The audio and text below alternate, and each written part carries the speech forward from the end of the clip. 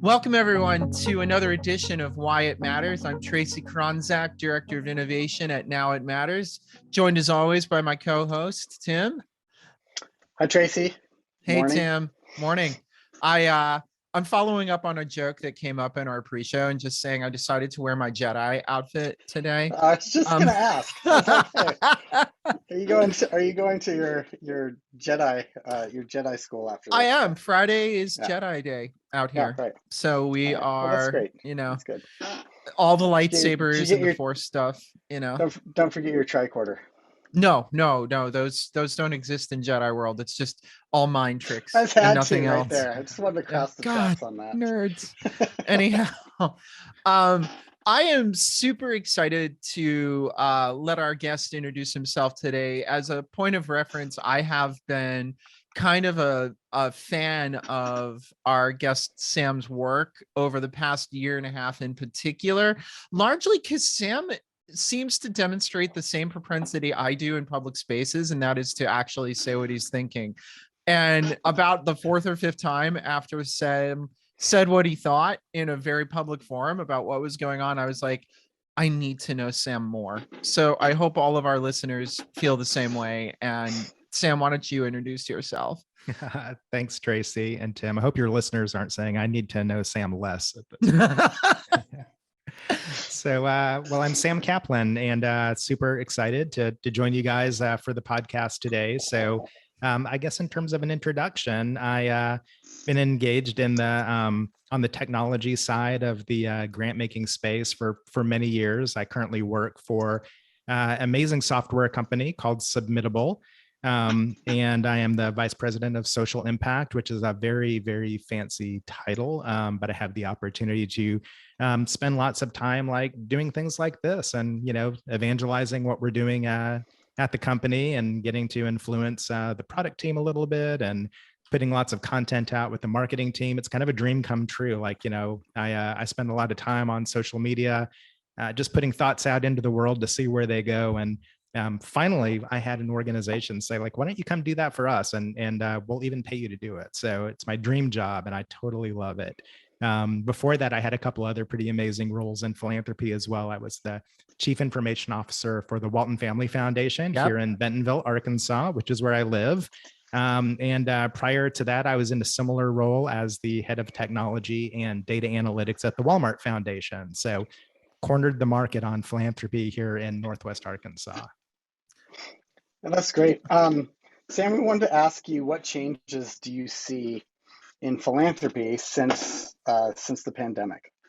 It's a great question. It's almost like what hasn't changed in philanthropy since the global pandemic. So ouch, but true. Yeah, I know. Well, I mean, I think I hate that it took a global pandemic to start to see some of the changes that have happened out there. But when I think about philanthropy, I think that there was very little change from the beginning of time up through the end of 2019. And then, 2020 came and everybody knows what happened. There was a global pandemic and there was the murder of George Floyd and the corresponding rise of the Black Lives Matter movement. And there was a super contentious election and we're in this extremely divisive political environment. And all of these things really came together and they conspired against nonprofits in a lot of ways, right? So nonprofits weren't able to get out and do their fundraising like they normally do. And what resulted was that they finally collectively raised their hand and they said to their funders, we need some serious help here, right? And they laid it out. They said, the way that you require us to apply for grants is too burdensome. We have to come back into the system multiple times. You're dictating the terms of engagement, right? You have all the power in the relationship. You tell us exactly how we get to spend the money and you tell us the sort of impact that we have to make and how we have to measure that impact. And it's just so hard for nonprofits to actually get out there and focus on their own mission when they have so many contingencies and so much work that they have to do related to the funding of the projects. And so I think that they collectively raised their hands and they voiced these concerns. And, to the credit of grant makers, they responded. And so we saw all of these like sort of movements start to emerge. Like they weren't necessarily new, but all these events of last year really helped things like trust-based philanthropy and participatory grant making and streamlined grant making really kind of like, get a lot more traction. And these things started to change the relationship and the power structure between funders and nonprofits. And so now I think people like me are like looking back over the last 18 months and we're really trying to like put all the pieces together and figure out how do we start to like operationalize all of this and accelerate all of this with technology. So I think that to me is the biggest change that has happened in philanthropy in like the last 30 years or so. There's lots to unpick, and I'm glad we've got a lot of time to unpick it. But I would love to hear, because I've seen the hashtag a lot, but I don't know what is meant by trust-based philanthropy. Do you mind unpacking that a little bit? Yeah. So, I would encourage everyone listening to Google the Trust-Based Philanthropy Project. They have a great website. They have like, I think it's 5 or 6 sort of principles that they lay out that define what trust-based philanthropy is. But essentially, it's a attempt to shift that power imbalance. So I mentioned that, that in the traditional grant maker and nonprofit relationship, the grant maker holds all the cards because they're the ones that are, giving away the dollars, right? And so they get to dictate the terms of engagement, so to speak. And it's been super detrimental and really hard for nonprofits to achieve their mission because they have been so sort of strongly influenced by grant makers. And so I think sort of the core idea behind trust-based philanthropy is that it's advocating to share that power more and to put more power back into the hands of nonprofit organizations and enable them to go out and do their work sort of, as they see fit without being so influenced by what the grant maker feels is most important. And so, it's advocating for things like more general operating grants so that nonprofits can figure out how to spend the money in whatever way they see fit. And it's advocating for reducing grantee burden, meaning like, let's start simplifying our grant applications and our progress reports. And let's really like figure out how to, I think most importantly, develop more of a strategic partnership between funders and nonprofit organizations.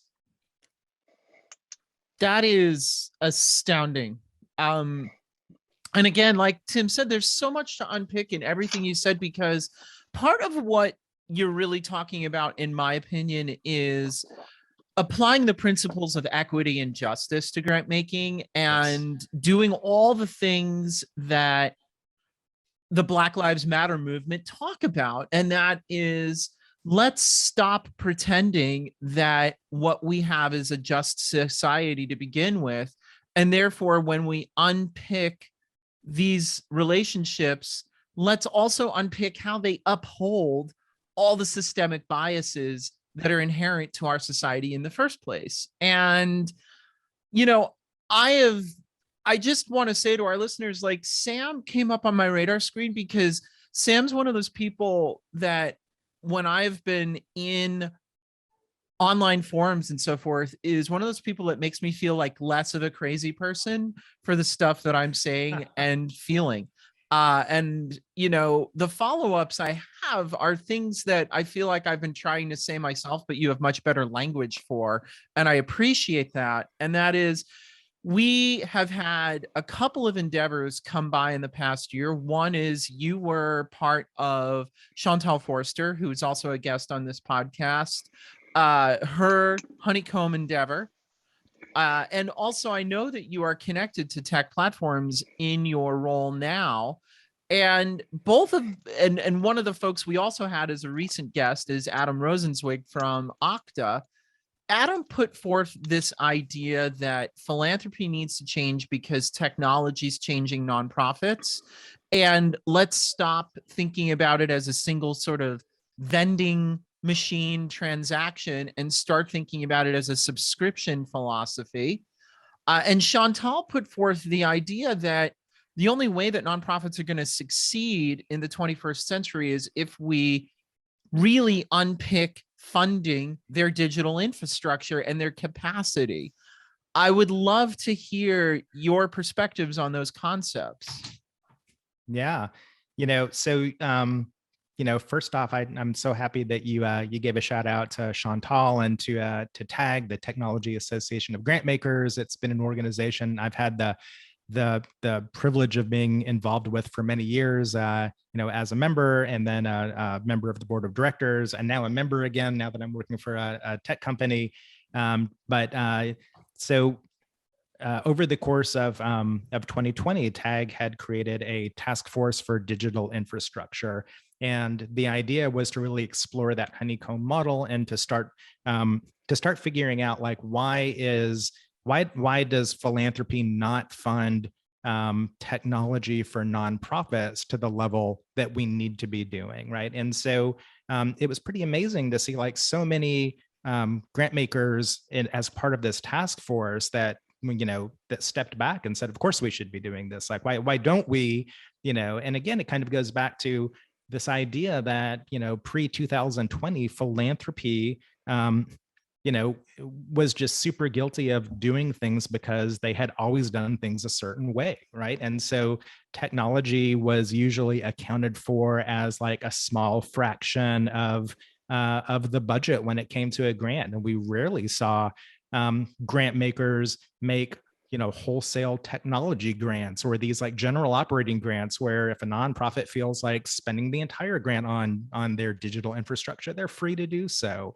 And so again, hopefully, like, all of this change and evolution that we saw over the course of last year will also equate back to nonprofits receiving more funding to be able to bolster their technology. And like, I would go so far as to say, like, I don't want us to think about this just in terms of like, do I have the laptops that I need? Or do I have like the software that I need, to do all of this back office work? Like, nonprofits need to collectively come together and say, we need technology to innovate. Like, we want to be on the forefront of all of this emerging technology that's out there, like, artificial intelligence and blockchain and crypto and decentralized finance. Like, these are all things that can really make, these like sea changes in society. And nonprofits have got to quickly like take care of that digital infrastructure and make sure that they have the laptops, and then immediately move on to innovation.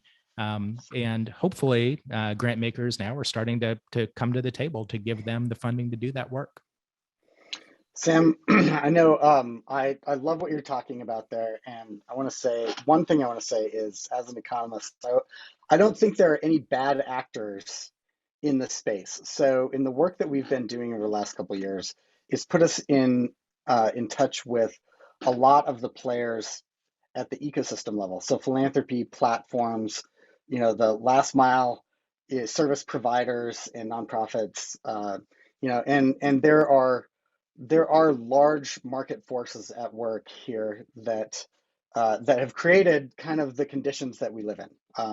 But I don't think any of that. I think all of the intentions have actually been around impact, making a difference. So I want to go on record saying that I think that that's important. I also feel like all of us are recognizing, like, there have been issues with all of that. When we talk about innovation, I'm so glad you raised that, because you're one of those people that, for me, keeps moving like the horizon line on what's possible. So, I watch you on LinkedIn and you bring up these ideas like the metaverse, and I'm like, Yeah. what is that? And so then I'm like, I'm trying to contribute, and I'm like, I've got nothing to say. This is fascinating watching you and Tim Sarantonio like do your thing around that. And I love that. I think that's great.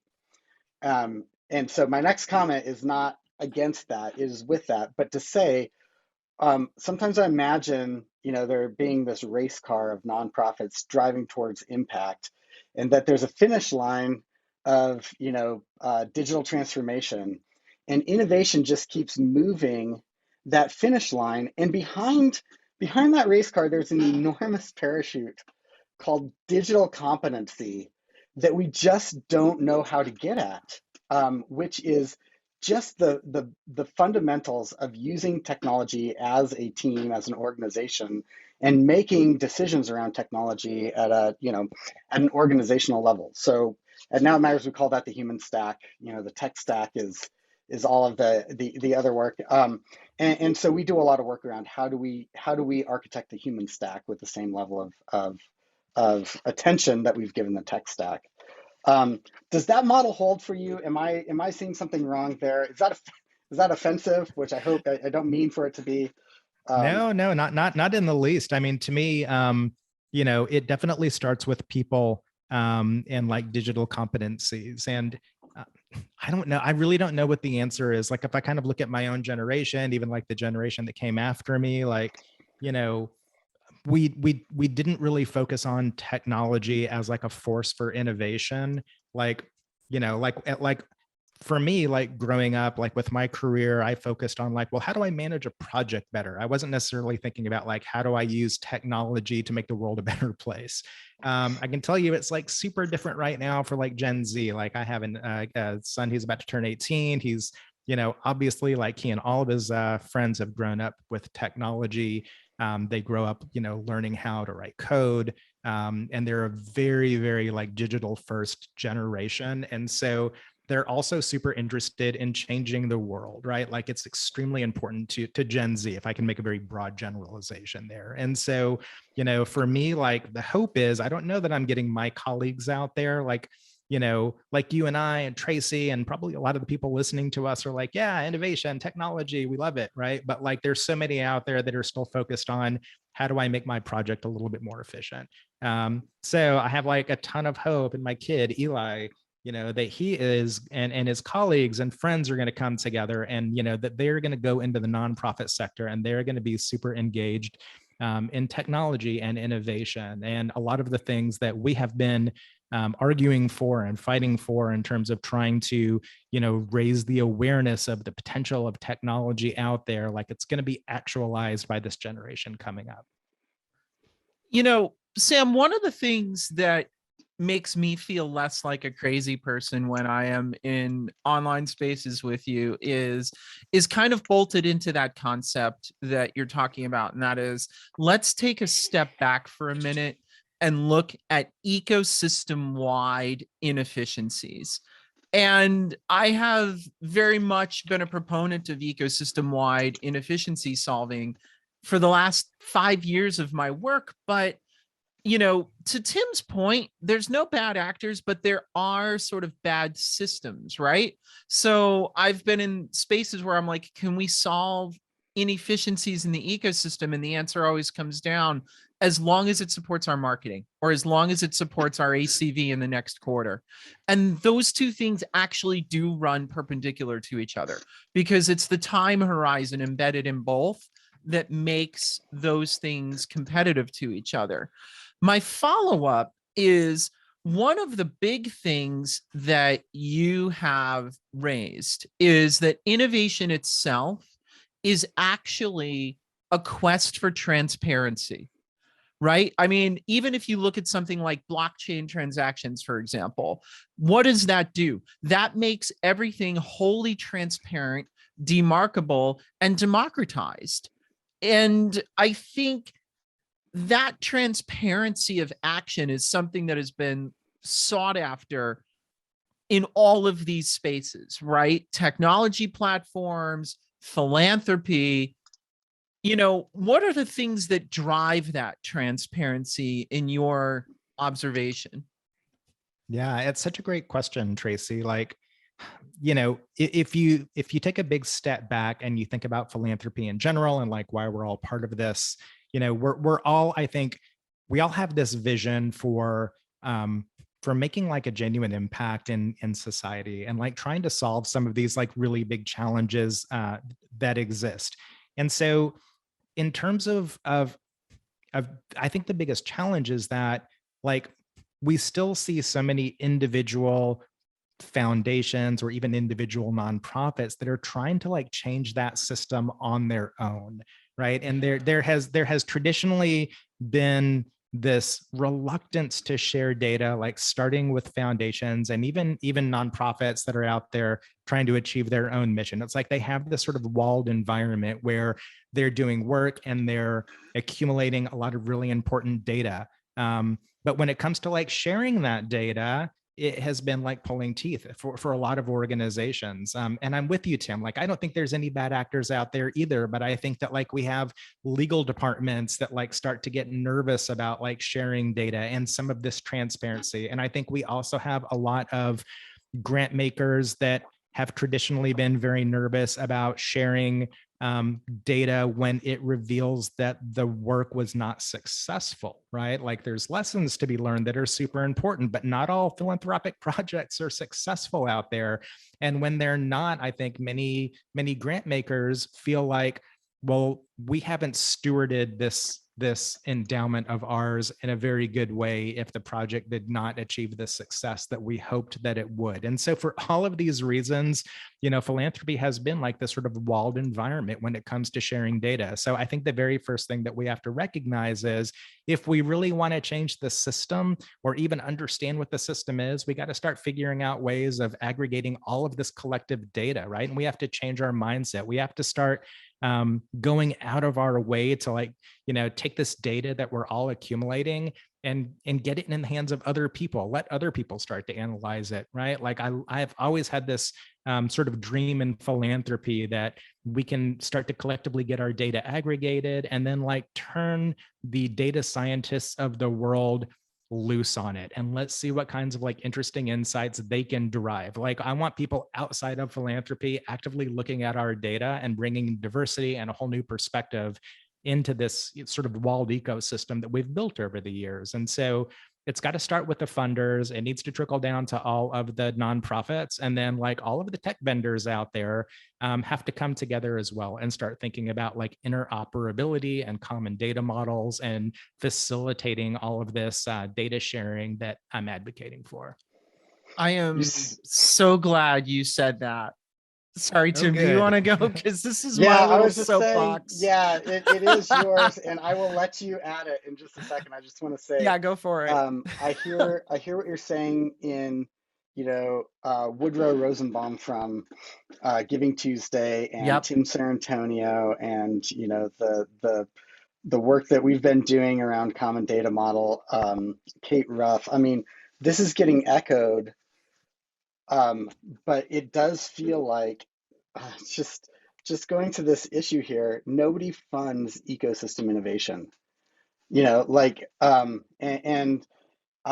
so I think that is a block right there. Like who's going to actually say, like, if we water the ecosystem with some funding, actually some new things can happen, but the actors can't act on their own without that. And so I think that's an interesting dilemma, and I'm curious what will come next from it. But Tracy, floor is yours. Oh no, I don't have that. Yeah, I do have a lot to add, but I'm gonna try and be darn succinct about it. That was just sprayed water out my nose. That was awesome. Well, for our listeners, why Sam's here is because finally I was in a meeting or something online, and Sam put a quote in front of a lot of people. And by the way, a lot of like tech industry executives were in that room.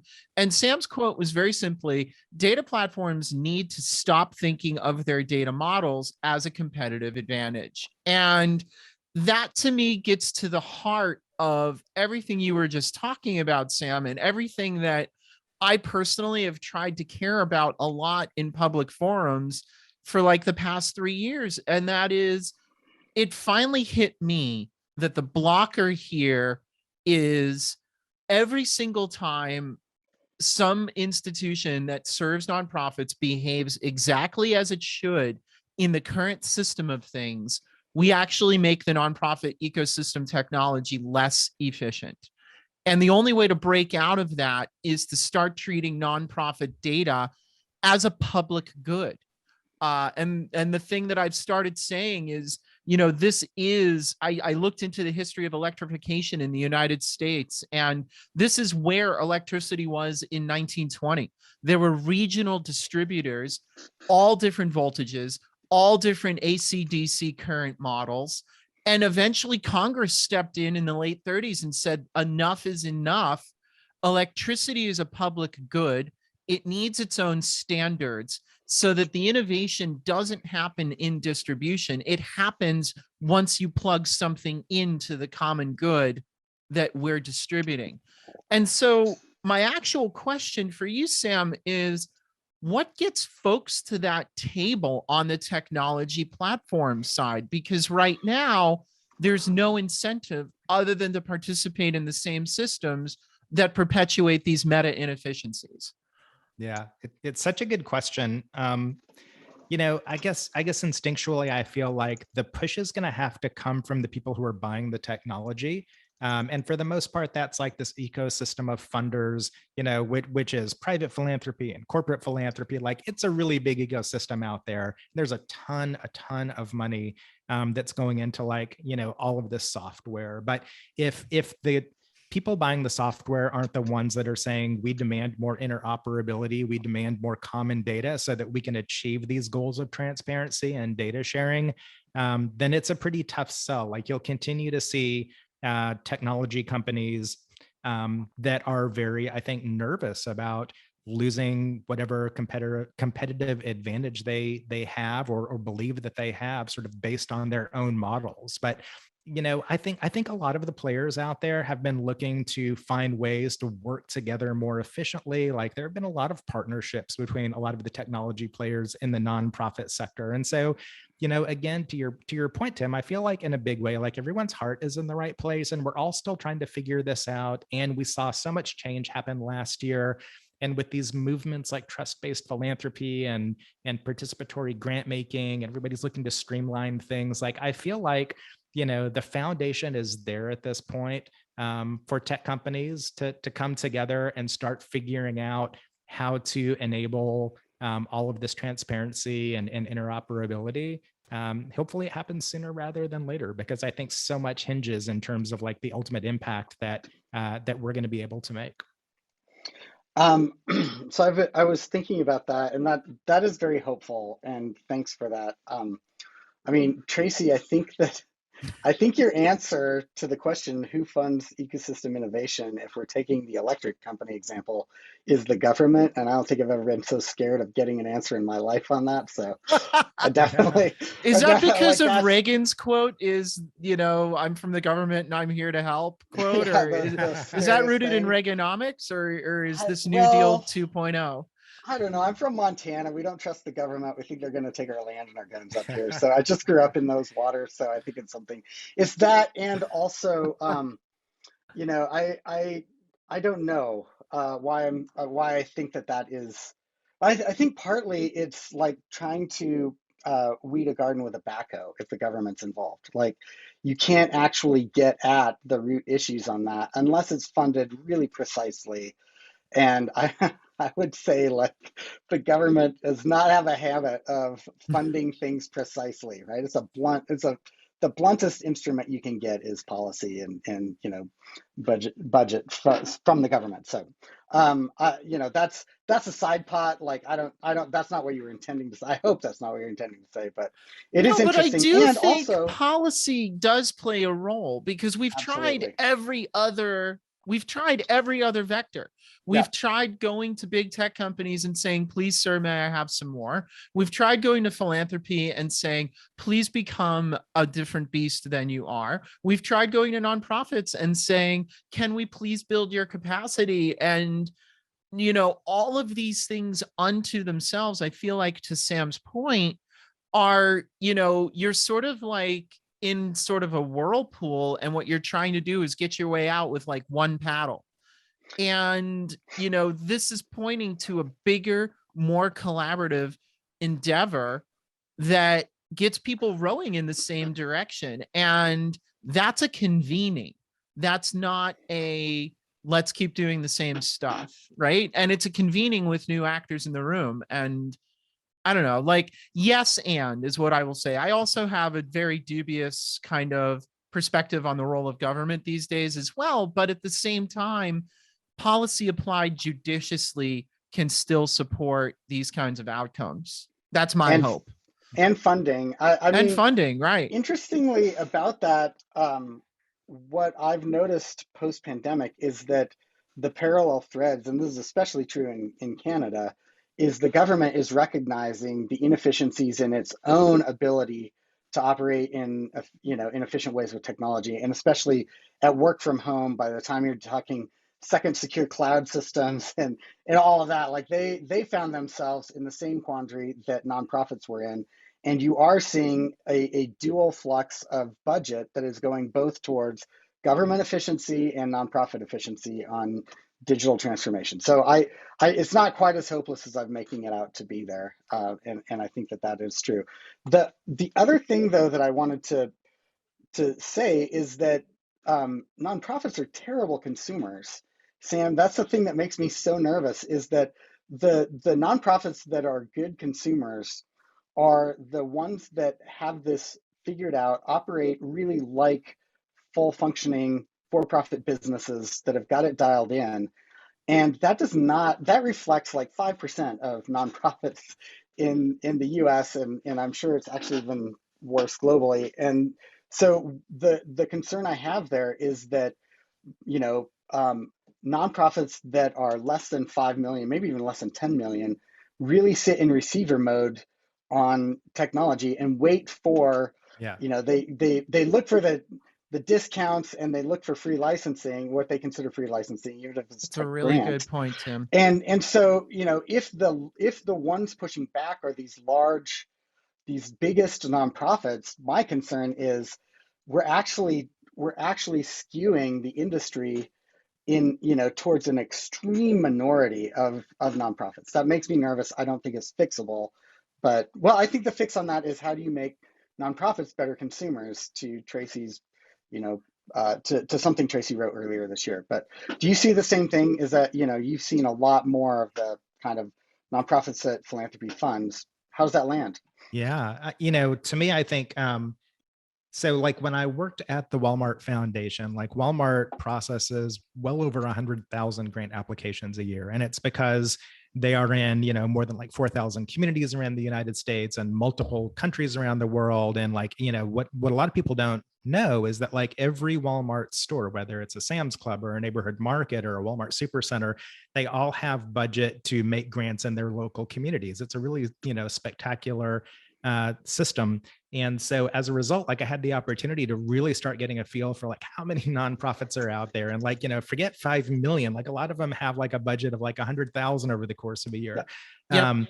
So here's the thing, like, if these nonprofits really want agency and they really want the ability to like have a voice in how things are done, they need to start figuring out ways to collaborate together and to work together and to speaking with one voice. And so I won't go so far as to say like I think there's too many nonprofits and they should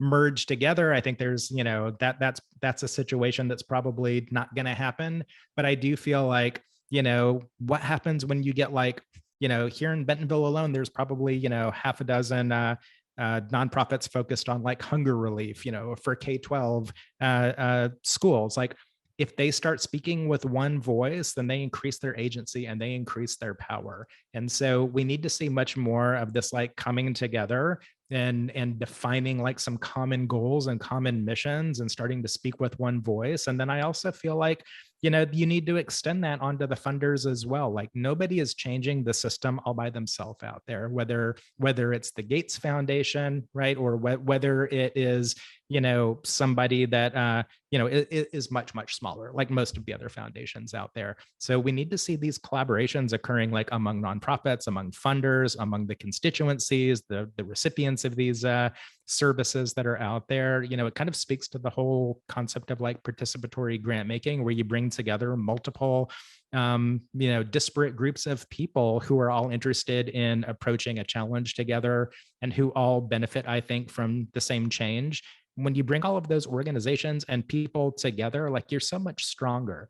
And so I think that whether it's like influencing the technology and the interoperability and the common data models, or the outcomes that we're all hoping to achieve through the work that we're collectively doing, if we don't begin to see more of this collaboration and coming together and speaking with a common voice, I think we're going to have very little chance of really affecting a significant change in the way that work gets done. One follow-up question I have on that, Sam. Well, two really. One is, are you familiar with Leon Wilson's work over at the Cleveland Foundation? Oh yeah, big Leon Wilson fan. Yeah, us too. Us too. We had him on our series in the past year. And I feel like a great example of that collaboration is how the Cleveland Foundation itself responded to COVID-19, and his sort of like work with community organizations and the board of the foundation to try in new ways to distribute funds equitably in response to the pandemic. So that is, for our listeners, Leon's also like a huge tech historian, and I am aghast at the kinds of knowledge he holds about like what happened in the tech industry, particularly before I came online, which was like the mid 80s. And so therefore, my other question to you, Sam, is if what we need is better convening and collaboration, how do we do that in a neutral space? Because I feel like, to Tim's earlier point, like, I know Microsoft Tech for Social Impact enough to know that their intentions on the common data model for nonprofits are pure. They really want to change the industry. And the blocker there is other tech platforms will look at them and be like, well, this is just Microsoft's way of cornering market share and OL. But, so you have this sort of purity of intent that's blocked by the nature of the beast. How do we get this convening in a way that folks can feel like that neutral space is real? Yeah. I have had this soapbox for a number of years, and that soapbox is that the nonprofit sector needs technology to help it create a better sense of community out there, right? We really need like a technology, ecosystem that facilitates much greater collaboration and convening, and this sense of having the ability for people to discover one another and to find like-minded and like-hearted people and organizations, and to connect nonprofits with funders who have common missions, and to enable funders to discover nonprofits that may have traditionally been overlooked. I think that that's sort of like job one right now for technology is like I don't know that I have like a roadmap or a blueprint for how we go about creating this ecosystem, but it feels like that is kind of the foundation for like all of the other things that we keep talking about, right? If we really want to see a sea change in philanthropy and the way that impact is achieved, we've got to make it much easier for organizations to come together, to discover one another, to work together. And I'll say, I think there's a lot of onus on the technology vendors, like from, Microsoft and Salesforce, all the way down to, to my own organization, Submittable. We all have to start figuring out ways to like create this sort of interoperable environment for organizations and people, including constituents, to come together. Yeah, Kate Daniels introduced us to the idea of there being a competitive room and a collaborative room in in this ecosystem, and I think that is right. Even boots on the ground, the organizations that you're talking about that are local, they all have their own brands to cover and funds to raise, and that's in the competitive space. But you're highlighting again the need for there to be we have more power with one voice here, and and I think that those kinds of moves are scary because capitalism has really like set so firmly in our mind that competition is so real, and that to break rank is like sudden death. And so I think that if there's a place that can happen, it is in the nonprofit space. It's the social impact space, and ESG is opening the door on what that even means in pretty substantial ways. But yeah, I think that you're right that that there has to be a collaborative space, and that space has to really be about impact. And I think you and I know, like, organizations are groups of individuals. All of those individuals have their own hopes, dreams, things that they care about, passions, and so a brand's not a brand. Microsoft isn't just Microsoft, as large as it is. That is actually led by the direction of people, and so there are definitely pockets of hope inside of all of those platforms, and I think that that's really important to know. Like, there actually is, kind of behind the scenes, there's a lot of that collaboration that happens. It's just so informal. It'd be interesting to see what that looks like, and I don't know what it is either, but it would be interesting to see what that platform looks like, where there's just a higher amount of transparency and collaboration. Well, Sam, is this really a discussion about values in some ways? And why I bring this up is because I had the privilege very recently to connect with the folks who were bringing HubSpot's nonprofit service program online. And I am not going to tell their story, but what I will say is, during the course of our discussion, the values of movements like Black Lives Matter came up substantially. And I know for me, as a white person, as a queer person, it is almost relieving to say Black Lives Matter, because what I know to be embedded in that is that if we center our values on that, we will actually create a movement where that rising tide lifts all boats. And I feel like one of the discussions we haven't had with any of these entities is a discussion of how do we center on new values. Is that crazy? No, I don't think it's crazy at all. I think even like from a consumer standpoint, like consumers are beginning to make buying decisions based on values as much as they are, price. And a lot of like corporate, grant makers are beginning to come to this realization that like that's a pretty major aspect of their corporate social responsibility practices within their organization, is that they have to start responding to this sort of like newfound emphasis on values. And I agree with everything you're saying, Tracy. Like, to me, values are super important. I feel like, a major role of technology in general is to allow people to live out their values, to like facilitate their values, and that software should be very values based. Which sounds kind of funny. Like, if you build a grants management system, like how does a grants management system equate back to like an organization's values?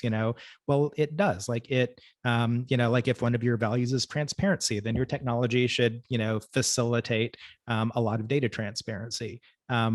So totally agree with you. Like, I think in the grand scheme, like, I think there's a lot of other work that can happen, at least alongside this like emergence of values, as a way to define like the new technology and how technology can affect change. Like, one thing I would go back to, Tim, to an earlier point of yours, is when it comes to nonprofits, like nonprofits need to start thinking in a much more innovative way as well. And there are some nonprofits out there that are beginning to think more like for-profits, and they're thinking about like revenue streams.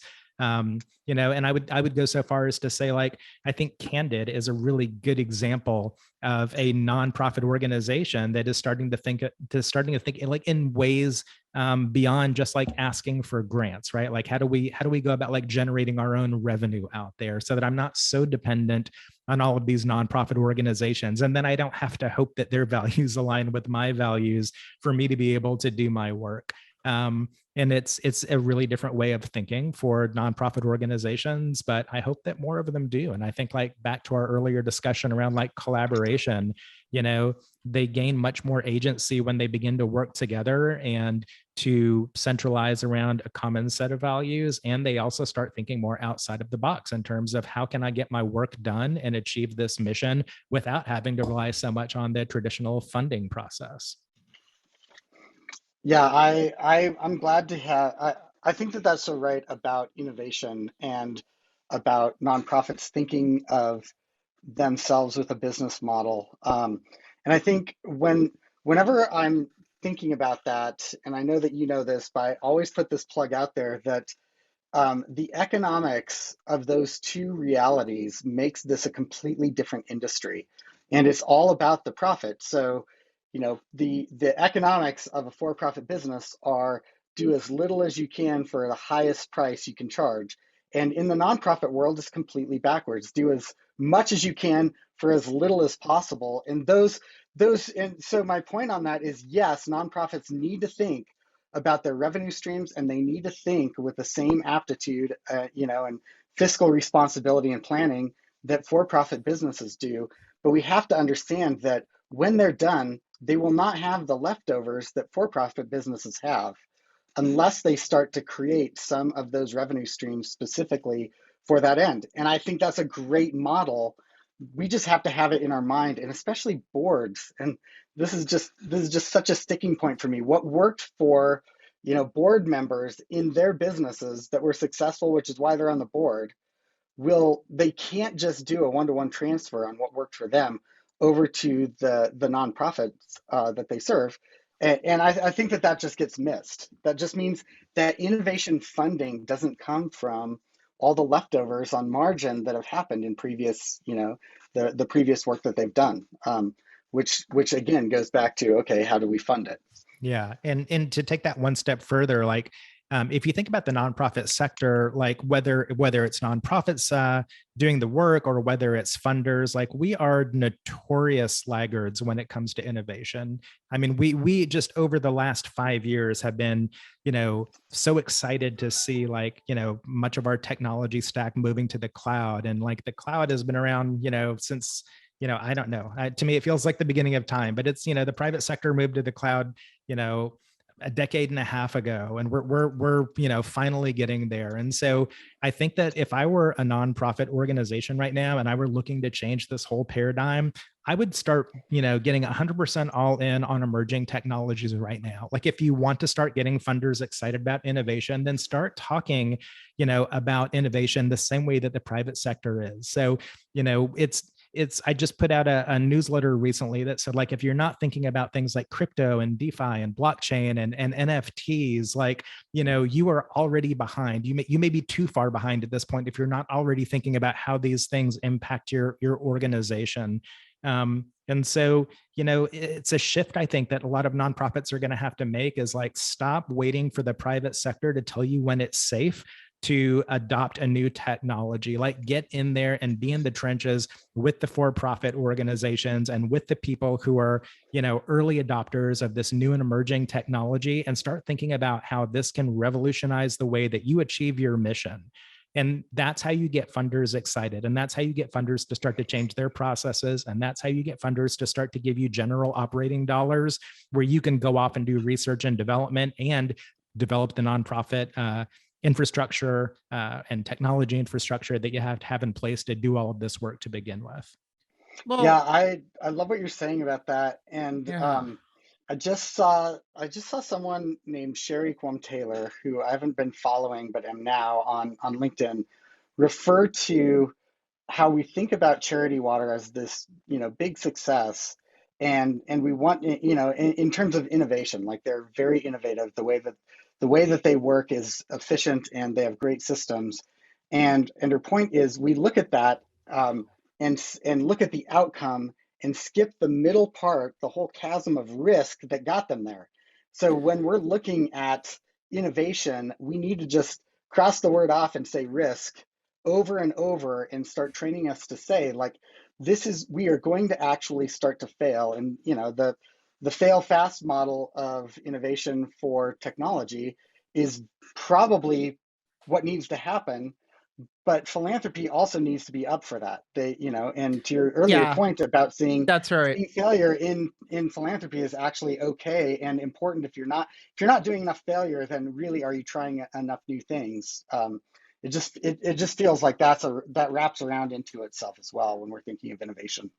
I literally, Tim, like that was where I was wanting to drive this, was what creates that safe space to have those discussions from a philanthropic perspective as related to the power and privilege they hold over nonprofits. Because I mean, we did back in 2015 an entire one-day workshop on failure at the N10 conference, and dissecting failure, discussing it, articulating it, and yet it still gets swept under the rug in 2021, you know? So how do we create that safe space, Sam, in the philanthropic world to talk about risk and failure in the way that, frankly, if you're not doing that in the corporate world, you're not doing your job?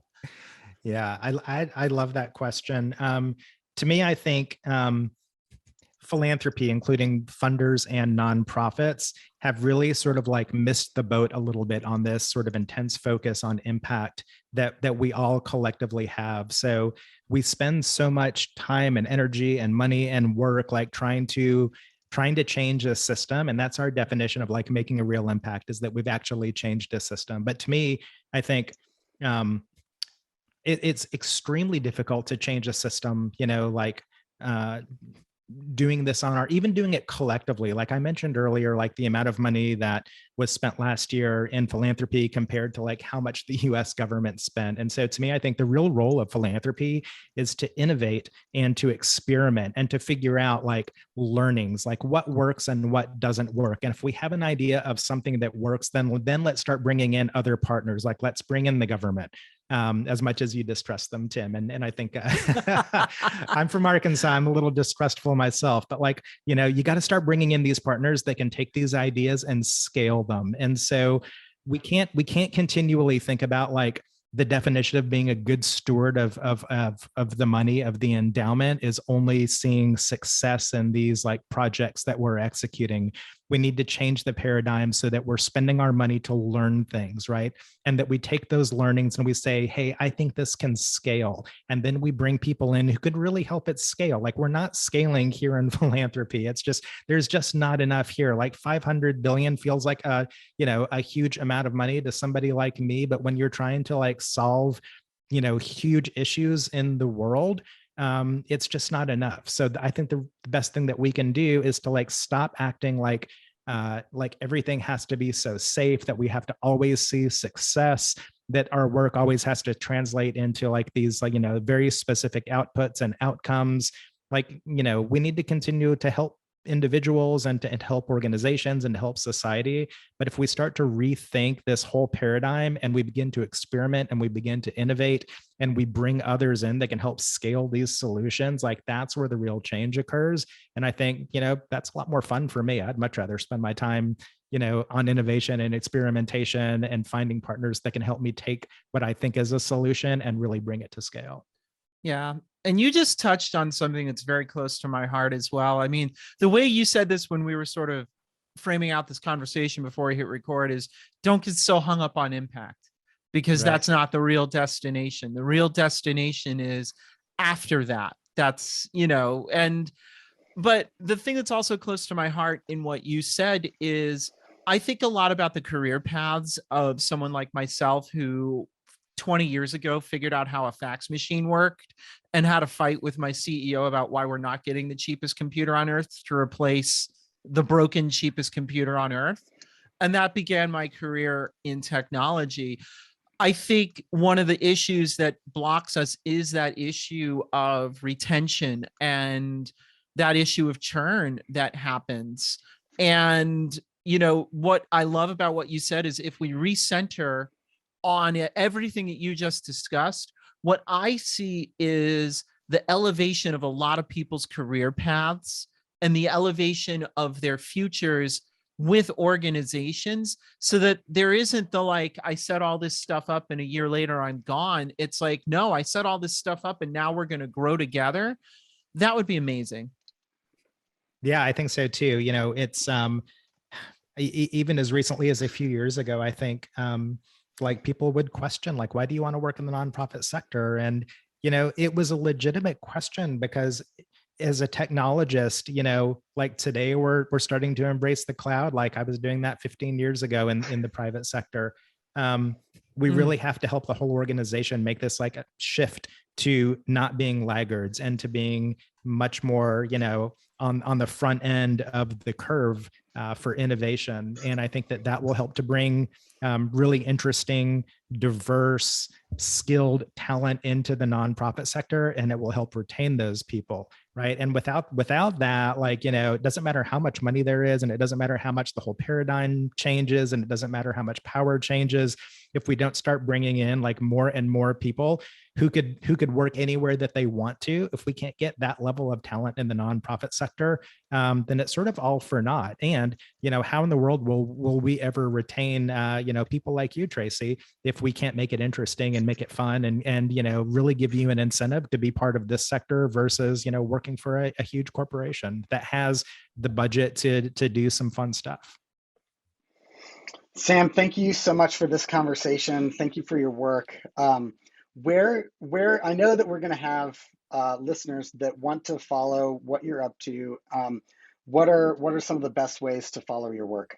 That's fantastic. Thank you for asking. So definitely connect with me on LinkedIn. I'm Sam Caplan, /Sam Caplan. I'm easy to find there. If you go to the Submittable website, you will come across a couple of my projects there. One is called Impact Audio, which is a podcast where I get to sit in the Tim and Tracy seat and interview some interesting people in the nonprofit sector. I also do a newsletter every couple of weeks called The Review that you can subscribe to. So I hope that everybody out there has enjoyed the conversation as much as I have, and definitely please feel free to connect with me, and let's talk about how we can change this sector and make technology interesting together. Thank you, Sam, so much for your time. I think this was an incredibly engrossing and, tip of the iceberg discussion for what needs to happen next. Well, you're most welcome. Thank you for having me as a guest. And, I hope as we all emerge from our COVID cocoons that we get to be in the same place at the same time in front of a whiteboard, and we will solve the world's problems together, Tracy and Tim. Can't wait. That'll be fun. Awesome. Thank you very much. Yeah, thank you. I'm Tim Lockey. I'm Tracy Kronzak, and you've been listening to Why It Matters. Why It Matters is a thought leadership project of Now It Matters, a strategic services firm offering advising and guiding to nonprofit and social impact organizations. If you like what you've heard, please subscribe, check out our playlists, and visit us at nowitmatters.com to learn more about us.